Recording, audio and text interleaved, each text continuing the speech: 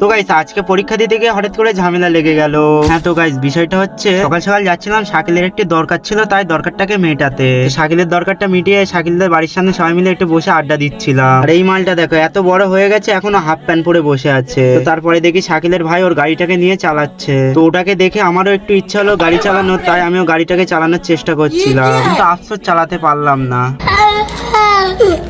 তো তারপরে শাকিল বলছিল যে আমার ভাইকে একটু স্কুলে দিয়ে আয়, তাই জন্য ওদের বাইকটাকে নিয়ে ওর ভাইকে স্কুলে দিয়ে আসতে যাচ্ছিলাম। তো ওর ভাইকে স্কুলে ছেড়ে দিয়ে রেডি হয়ে যাচ্ছিলাম স্কুলে পরীক্ষা দিতে। এবার তোমরা হয়তো ভাববে আমি আবার কিসের পরীক্ষা দিতে যাচ্ছি, আমার তো পরীক্ষা হয়ে গেছে। তো গাইস বিষয়টা হচ্ছে এর আগের ভিডিওতে তোমরা দেখেছো যে আমি একটি সাবজেক্টে ফেল করেছি। আর গাইস ওই পরীক্ষাটা দেওয়ার ডেট ছিল আজকে, তার জন্য যাচ্ছিলাম স্কুলে পরীক্ষা দিতে। আর বলতে বলতে পৌঁছে গেলাম আমাদের বড়লোক স্কুলে। আর পৌঁছে এই মালটার সাথে দেখা হয়ে গেল।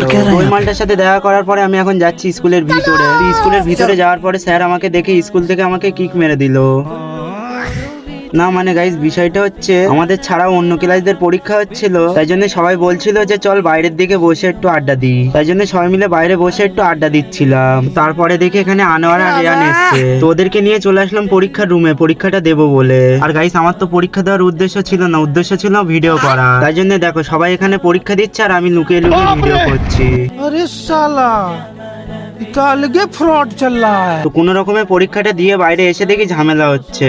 ঝামেলা হচ্ছে বলতে এ বলছে আমি পরীক্ষায় ঠিক লিখেছি, ও বলছে আমি পরীক্ষায় ঠিক লিখেছি। তো হালকা পাতলা ঝামেলা করার পরে এখন আমরা যাচ্ছি বাড়ির দিকে। তো আমরা বাড়ি যেতে থাকি, তোমরা সাবস্ক্রাইব এন্ড ফলো করে দাও।